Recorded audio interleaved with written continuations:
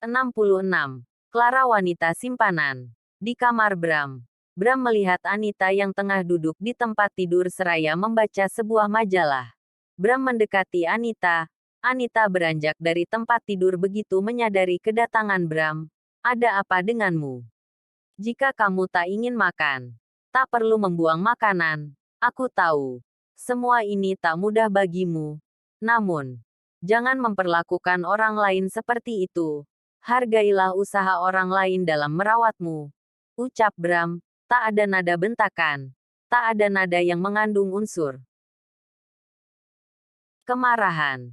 Bram tampak tenang bicara pada Anita. Sementara itu Anita tampak tak mengerti maksud Bram. Tak lama Bram menunjukkan sebuah video padanya. Video itu yang sebelumnya dikirimkan oleh Karen. Anita membulatkan matanya. Dia mengepalkan tangannya. Dia geram. Entah Karen memiliki masalah apa dengannya, dia pun tak mengerti. Tak lama Karen masuk ke kamar. Dia tersenyum pada Bram dan Anita. Napas Anita memburu. Dadanya kembang kempis melihat wajah lugu Karen. Dia semakin kuat mengepalkan tangannya. Rasanya muak. Melihat wajah lugu Karen yang tanpa Bram tahu wajah lugu itu penuh kebusukan di belakangnya. Orang yang benar-benar baik. Tentu takkan pernah mengadu domba orang lain. Takkan pernah memancing pertengkaran antara orang lain. Apalagi antara suami dan istri. Bram sendiri memang tak memarahinya atas apa yang dia lakukan. Semua itu pun hanya baru sekali itu saja dia lakukan karena terlalu kesal ketika mendengar apa yang Karen katakan. Sebelumnya, dia bahkan tak pernah bersikap seperti itu. Tentu saja dia menjaga harga dirinya sebagai Nyonya Abraham Sasongko di kediaman itu. Ya, Tuan. Tuan memanggil saya. Bram menghela napas pelan. Karen. Saya, plak. Karen membulatkan matanya terkejut ketika sebuah tamparan yang cukup keras melayang di wajah asterisnya. Anita. Apa yang kamu lakukan? Bram yang juga melihat Anita melayangkan tamparan ke pipi Karen ikut terkejut dibuatnya. Napas Anita memburu. Dia bersiap untuk menyerang Karen tetapi Bram langsung menahan tubuh Anita dan memeluknya. Karen mengepalkan tangannya. Ingin membalas perbuatan Anita tetapi itu tak mungkin. Di sana masih ada Bram. Tentu dia takkan bisa melakukan hal itu karena Bram justru akan memarahinya. Keluar dari sini. Ucap Bram pada Karen. Karen tersenyum sekilas pada Bram. Senyuman terpaksa demi menutupi rasa kesalnya. Setelah itu dia keluar dari kamar Bram. Di luar kamar, Karen benar-benar merasa kesal. Selama ini tak ada yang memperlakukannya seperti itu. Aku akan membalas wanita sialan itu. Batin Karen geram. Sementara itu, di kamar Bram masih memeluk Anita. Dia mencoba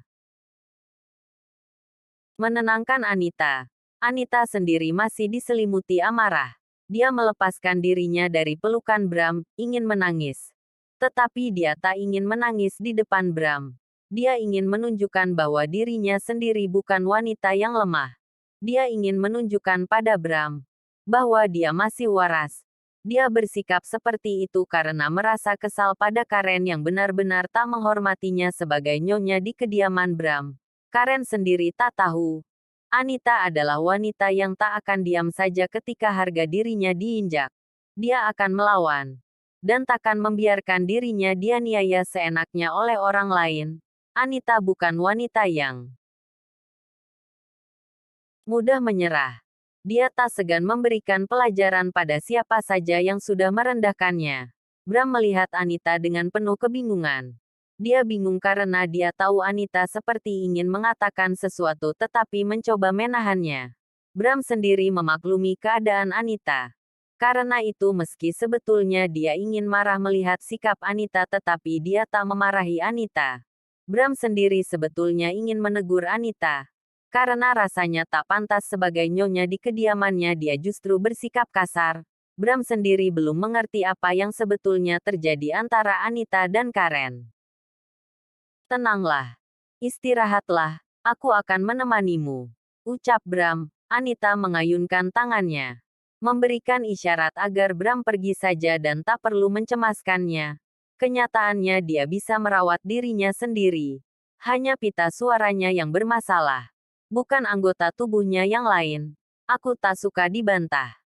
Ucap Bram dan pergi ke kamar mandi. Anita terdiam. Dia menarik napas dalam-dalam dan mengembuskannya perlahan. Mungkin kini dia tak dapat bicara. Tetapi ketika saatnya dia mulai dapat bicara lagi, dia akan memberikan Karen pelajaran. Karen hanya seorang pekerja di kediaman Bram. Tetapi begitu lancang terhadap dirinya yang berstatus nyonya di kediaman Bram. Tak lama Bram keluar. Bram kembali menghampiri Anita. Bersiaplah. Kita akan keluar. Ucap Bram. Anita mengerutkan dahinya. Merasa bingung karena tak seperti biasanya Bram akan mengajaknya pergi keluar. Bahkan rasanya sulit sekali memiliki waktu bersama Bram. Selalu ada saja alasan yang Bram berikan ketika Anita meminta ingin menghabiskan waktu bersama Bram. Dan tentu saja pekerjaan Bram yang menjadi alasan utama. Bram terlalu sibuk dengan pekerjaannya. Ya, setidaknya itulah yang ada di pikiran Anita. Meski dirinya pernah mencurigai Bram menyembunyikan sesuatu darinya, dia pun tak ingin terlalu pusing memikirkan hal itu. Bram menghela napas melihat Anita masih tetap diam dan tak bergegas bersiap. Bram memegang kedua bahu Anita. Dia menatap Anita. Aku rasa kamu hanya merasa bosan terus berada di dalam rumah. Jadi, sebaiknya kamu pergi berlibur. Aku akan menemanimu. Ucap Bram. Anita lagi-lagi terdiam. Bram memperlakukannya dengan manis. Tak seperti biasanya yang selalu bicara seakan dirinya adalah musuh Bram. Sesaat kemudian Anita menyadari bahwa kebaikan Bram hanya karena merasa kasihan pada keadaannya. Namun, Anita tak ingin peduli dengan itu. Dia sendiri sudah merasa kecewa karena perasaannya terhadap Bram tak terbalas semenjak terus mendapatkan perlakuan kasar dari Bram sebelum dia sakit seperti saat ini. Anita bergegas bersiap. Dia tak peduli dengan niat baik Bram. Dia hanya ingin menenangkan pikirannya. Dan keluar dari rumah itu adalah ide terbaik, setidaknya. Dia tak akan melihat wajah munafik Karen. Anita selesai bersiap. Dia keluar dari wardrobe dengan sudah mengganti pakaiannya. Dia memakai dress simple di bawah lutut, bermotif bunga-bunga dengan didominasi warna putih. Sepatu yang dia kenakan cukup sederhana. Hanya sepatu plat, wajahnya pun hanya terhias oleh riasan tipis natural. Untuk sejenak Bram terdiam melihat Anita. Anita terlihat layaknya seorang istri rumahan dan bukan seorang model. Bram mendekati Anita. Kamu ingin ke pantai? Tanya Bram. Anita melihat Bram. Sepertinya Bram mengerti mengapa dia memakai pakaian seperti itu. Anita mengangguk dan mengambil tasnya. Setelah itu, dia keluar lebih dulu dari kamar. Bram menghela napas. Rasanya ada yang beda dengan sikap Anita. Entah karena Anita masih merasa syok atas kejadian yang menimpanya atau karena hal lain. Bram pun tak mengerti, tak ingin ambil pusing. Bram memilih keluar dari kamar dan menyusul Anita. Bram mencari keberadaan Anita. Rupanya Anita sudah menunggunya di garasi.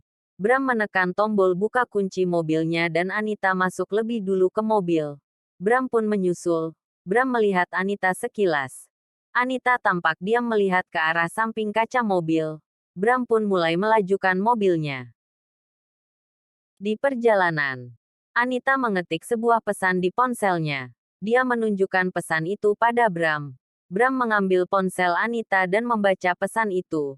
Ke pantai yang dekat saja. Bram melihat Anita dan mengangguk. Dia memilih pergi ke Ancol. Itulah pantai terdekat dari kediamannya. Bersambung.